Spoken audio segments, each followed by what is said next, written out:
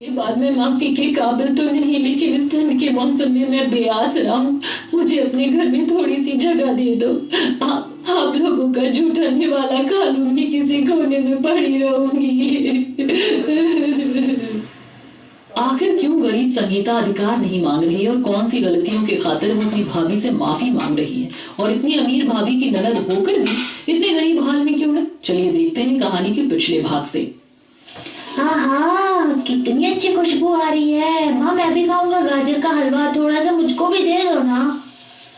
अगर ये गोलू का बच्चा हलवा खाएगा तो मुझको भी गाजर का हलवा चाहिए माँ। गोलू सोनी, इस तरह से लड़ो मत, क्योंकि इसका कोई फायदा नहीं है। मैंने सारा गाजर का हलवा तुम दोनों की बुआ के लिए बनाया है। तभी रजनी की ननद संगीता उठ जाती है। रजनी किसी बच्चे की तरह ननद को दुलारती है। उठ गई मेरी प्यारी इकलौती ननद, जन्मदिन बहुत बहुत मुबारक हो संगीता। भगवान करे तुम्हें मेरी भी उम्र लग जाए। देखो मैंने तुम्हारा मन पसंदीदा गाजर का हलवा बनाया है। गाजर का हलवा देखकर संगीता बहुत ज्यादा खुश हो जाती है। भाभी आपको मेरा जन्मदिन याद था?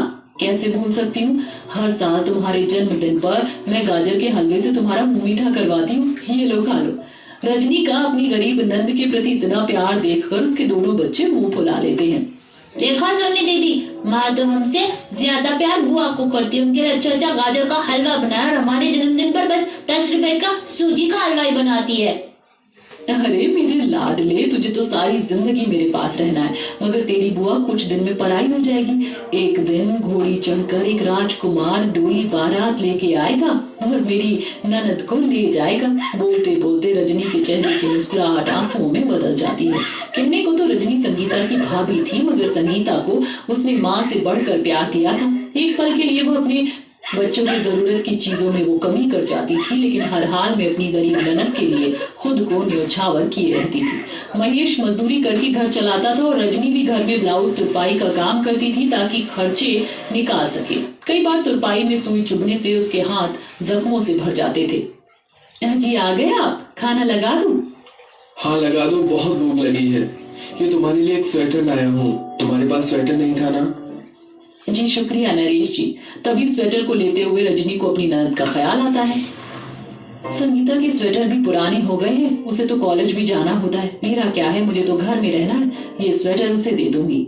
रजनी नरेश की थाली में खाना परोसती और बातों ही बातों में नंद की शादी की बात छेड़ती है। ठंड के मौसम में उनके कच्चे मकान में भयंकर ठंड पड़ती थी। कमजोर छत और दीवारों की दरार में से सनसनाती ठंडी हवा साए साए घर के अंदर घुसती थी।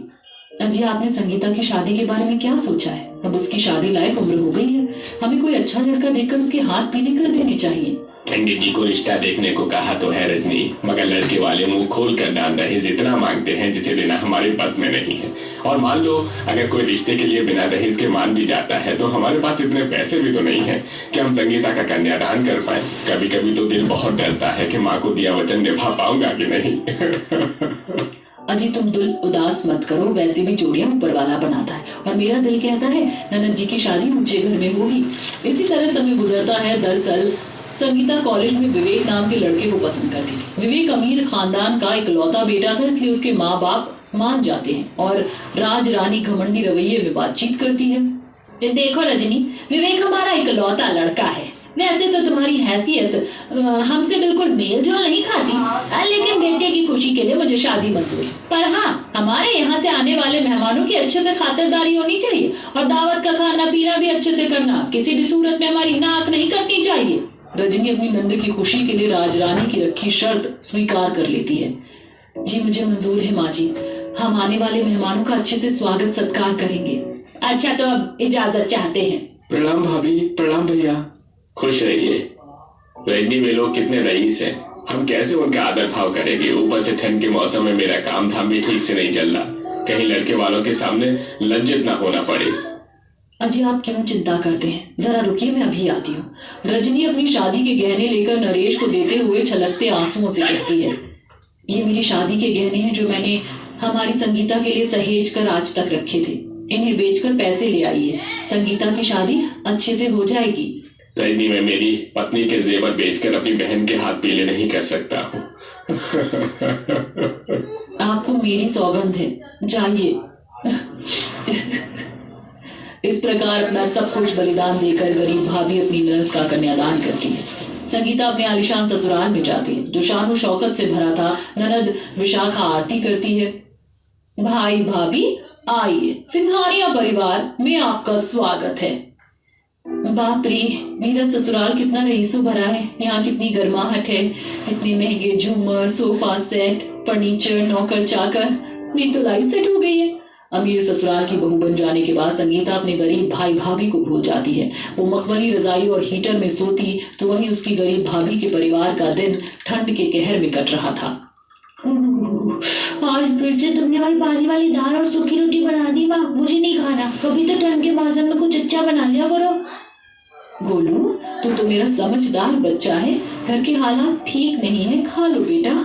रजनी दोनों को मना कर निवाले खिलाती है। तभी ठंड में चोट खाए थर थर कांपते हुए नरेश आता है। अजी, क्या हुआ आपको? इतनी चोट कैसे लग गई? बस ईद धुलाई करते हुए सारी ईद पैर पर गिर गई रजनी। कोई नहीं, आप बैठो, मैं हल्दी चूना लगा देती हूँ, दर्द कम हो जाएगा। रजनी लेप लगा देती है, लेकिन परिवार चलाने की चिंताओं में रात भर नरेश सोचता रहता है, जिससे उसे लकवा लग जाता है। मदद की उम्मीद लेके रजनी अपनी ननद के ससुराल आती है, जहाँ संगीता की गोद भराई चल रही थी। सबकी नजर रजनी के गरीब वेशभूषा पर चली जाती है। संगीता बहू, तुम्हारी गरीब भाभी कैसे भीख मंगों की तरह मुंह उठाकर चली आई है। सुना, इनके कपड़े तो देखो माँ, फटी पुरानी साड़ी, घिसी हुई चप्पल। गरीब गंवार लोगों में बिल्कुल भी मैनर्स नहीं होते क्या? अमीर लोगों की महफिल में किस तरह से जाया जाता है? संगीता की सास नंद की बातें सुनकर रजनी की आंखों में आंसू आ जाते हैं, लेकिन उससे भी ज्यादा जलील संगीता करती है। भाभी, ये क्या तरीका है? आपको इस तरह से मेरे ससुराल में नहीं आना चाहिए था। मेरी सास नंद अब मुझे कितने ताने मारेंगी। मुझे अंदाजा नहीं था संगीता, तुम माँ बनने वाली हो। बताया भी नहीं। हाँ, क्योंकि मैं नहीं बताना चाहती थी। अगर मैं आपको बताती तो आप मुझे अपने गरीब खाने घर में ले जाने के लिए हाथ धोकर पीछे पड़ जाती। और मैं अब उस गरीब झोपड़ी में नहीं जाना चाहती। मैं अपने ससुराल में बहुत खुश हूँ। अब आप यहाँ से चली जाइए। इतने अपमान के बाद टूटा दिल लेकर रजनी अपने कच्चे मकान में आ जाती है, जहाँ उसके दोनों बच्चे और लकवा का रोगी पति थर थर कांप रहा था। मगर उस गरीब भाभी के पास एक गर्म कंबल भी नहीं था। इस दुनिया में जिसके पास धन है उसकी इज्जत है नरेश जी। मैंने अपनी सारी जिंदगी अपनी जिस मेहनत के लिए न्यौछावर कर दिया, जिसने मुझे रुसवा किया। पर कहते हैं कभी कभी अपनों के दिए घाव ही हमें आगे बढ़ाने की प्रेरणा देते हैं। उस दिन से रजनी दिन रात एक करके मेहनत करती है और बहुत ही अच्छी कारीगरी से सिलाई करती है। रजनी, सुबह के 4 बज गए, तुम अभी तक जाग रही हो। सो जाओ, कितनी ठंड है। आप सो जाइए नरेश जी, मुझे ये ब्राइडल लहंगा तैयार करना है। अपनी पूरी जी जान लगाकर रजनी बहुत ही सुंदर डिजाइन का लहंगा बनाकर अगले दिन टेलर के यहाँ दे देती है। रजनी, कमाल की कारीगरी करती हो तुम। इतनी बारीकी से तो बड़े बड़े डिजाइनर भी लहंगे डिजाइन नहीं करते। इसीलिए अब मैं तुम्हें आधे हिस्से का पार्टनर बना रही हूँ। हम दोनों मिलकर वेडिंग सीजन में जितना कमाएंगे उससे ले लेंगे। और यहीं से रजनी का जीवन बदल जाता है। अब वो लाखों के महंगे महंगे लहंगे डिजाइन करने लगती है और अमीर हो जाती है। उसके पास अमीरों जैसी सारी सुविधाएं मौजूद हो जाती है। मगर दूसरी तरफ संगीता का संसार उजड़ जाता है। उसके पति के मरने के बाद उसकी सास ननद उसे उसके बच्चे के साथ घर से निकाल देती है। निकल जा मेरे घर से कुलक्षणी, मेरे बेटे को खा गई। अब तेरे लिए इस घर में कोई जगह नहीं है। माँ जी, मैं आपके आगे हाथ जोड़ती हूँ, पैर पड़ती हूँ, मुझे घर से मत निकालिए। मैं अपने बच्चे को लेकर ठंड के मौसम में कहाँ भटकूंगी। ये इस घर का वंश है, आपका खून है। दरवाजा खोलिए। संगीता सारी रात दरवाजे पर बैठकर ही ठंड में थर थर कांपती है। बेतहाशा ठंड की वजह से उसका बेटा उल्टी करने लगता है। मुसीबत की उस घड़ी में संगीता को अपनी भाभी याद आती है और वह बुरे हालातों में उसके दरवाजे पर पहुंचती है, जहां सारी बातों को भूल कर भी रजनी उसे अपने घर में पनाह देती है और उसे गर्म शॉल उड़ाती है और अपने हाथों से खाने के निवाले खिलाती है। यहाँ तो काफी सारी सब्जियां पड़ी हैं। एक काम करती हूँ, इसी में से ही थोड़ी सब्जियां चुन लेती हूँ। ये सब्जी थोड़ी साफ लग रही है, बाकी सारी की सारी सब्जी तो सड़ी हुई है। ना जाने कब तक इन सड़ी सब्जियों को खाकर गुजारा चलाना होगा।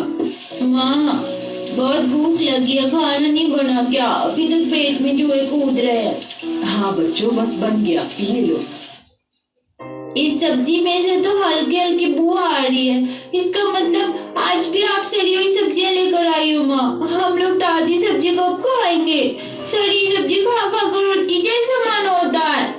बच्चों, अगर आज तुम्हारे पापा यहाँ होते तो हमें ये सड़ी सब्जी खाने को कभी दिन नहीं आते। न जाने किसकी नजर लग गई हमारे हंसते खेलते परिवार को। जो है भगवान का नाम लेकर खा लो, वरना खाली पेट दोनों का पेट दर्द होगा।